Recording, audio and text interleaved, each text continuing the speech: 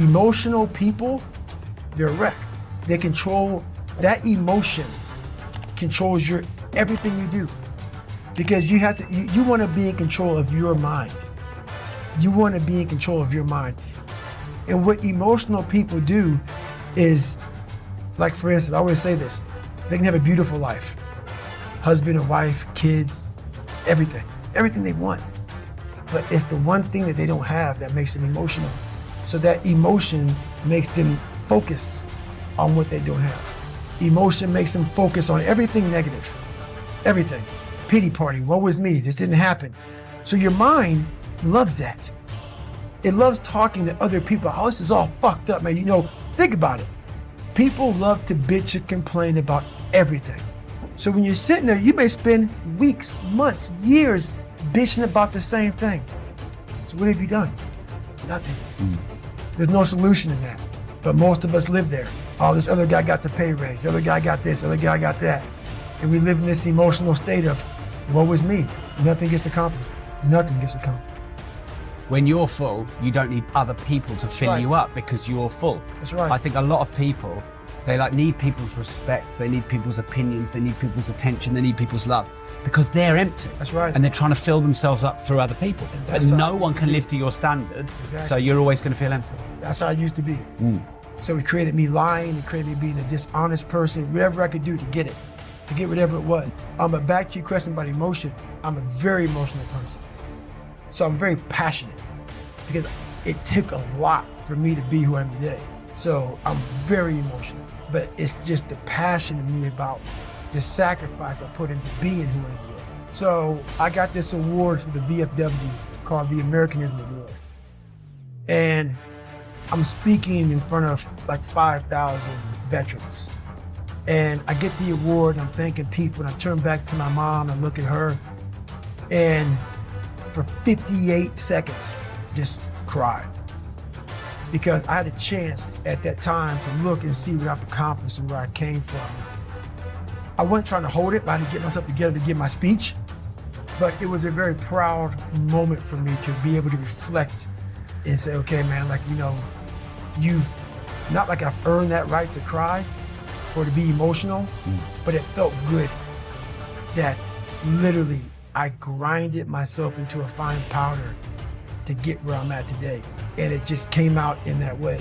So yeah, emotion is a beautiful thing. You don't want to, if you're emotional, that's bad. But if you show emotion at the right time, I think that's a beautiful thing. Jealousy, 100%. You have to, if you're jealous about anything, that is a horrible thing. Anger, I've done really well with controlling it nowadays. Back in the day when you're insecure. So all this stuff comes from conquering yourself. Once you feel good about yourself, all the anger, not all of it, we're human. Jealousy, these things start to really go away. She's like, no, I'm good. But this is what it is. This is what I figured out. I was so afraid of myself that I had to figure out, I became a master of my mind. People, when you're afraid of something, you have to master it. That's how you start to overcome it. So what I realized, when I get to that point where I want to quit, everybody, they get to the point where they want to quit. This is what happens. The mind tells you, let's go home. Let's take a warm shower. Let's get some food. This is not right. This is that. If you cannot answer the questions at that moment, because your mind's gonna start giving you all these questions. And if you can't answer them, you're going to quit. What I realized when I was going through Buds, Ranger School, all this 100-mile race, 200-mile races, pull-up records, my mind would come creeping in. Like when I was doing 4,030 pull-ups at 2,000 pull-ups and my hands were ripped open, my mind said, look, brother, we've done all these other things. You've proven yourself. You're good. If I didn't have the answer to respond to my mind and say why I'm here, why I'm doing this, you will always lose that fight. You have to have the response to what your mind is going to tell you. And another thing about that is self-talk. A lot of people have like these big four on mental toughness. All that shit is crap about self-talk, visualization. It's true. But the thing about self-talk and all these things, They asked me, what do you think about when you're on mile 100 of a 205-mile run? What are you thinking about when you realize you've run for 24 hours and you have 24 more hours to run and you have another 105 miles? What goes through your mind? What do you say to yourself? I want to know. What I'm doing now, there's not enough fuel in my past. And once you sort it out, that flame goes out. It is a very, very powerful thing, but it can't overcome everything. I was angry once I was able to uncover the rug and look at all these different shells that I collected over the years and say, wow, that fucked me up. And that one fucked me up even worse than that one. And shit, that one was real bad. And because what happens is when you start to collect all these shells, and these shells are bad things of your life, and you put them in your nice treasure chest and you hide them, you know, because it reminds you of where you're at when you don't want to visit them all the time. When I started visiting these shells, I was like, my God, man, this was it was a tough way to go. But now looking back on it, man, I don't have any more shells. So now you have to learn to, now what's your passion? So now my passion is still trying to find out what is left. What is more? Can I be driven without the anger? And I can be. I've only dissected 44 years of my life. While I'm still living, I'm still in my live autopsy. So, you know, right now, until I'm dead, I'm still examining human potential. How far can the mind go?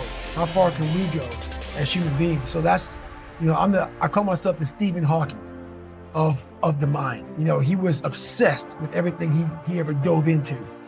You know, the guy couldn't walk or anything, you know, so he was like, the mind. It's one thing he didn't want to lose. And I became obsessed with it because it's the one thing that controlled me. So I became obsessed with this. What is this fucking thing up here that just has me on a tightrope and just walks me into all these horrible decisions I make and makes me feel so pathetic and weak and insignificant and dumb and stupid and everything. I gotta get control of this thing. But it's amazing that once you get control of that thing, how far you can go. I think pushing yourself physically is the #1 factor of life. That is the true spot where you can really dive deep into. Life's about self-discipline. It is about self-discipline. We tend to do the things that are easy. And that is it builds no mental toughness. It builds no mental hardening. It builds nothing. When you work out, working out is where you can build that the fastest. Because it's a constant, it gives you instant feedback. Yeah, you may not lose the weight you want to real fast, but the discipline it takes, it transfers over to all aspects of your life. It's not, people, man, why are you always working out? Stop looking at it that way. This is the foundation of life. When you look in the mirror, every morning we all look in the mirror to get ready to go to work, to go anywhere. The first thing you see is your reflection. If you don't like what you see in the morning, you lost the war already. It's not about even liking what you see. It's about looking in the mirror and you may start, man, I feel different.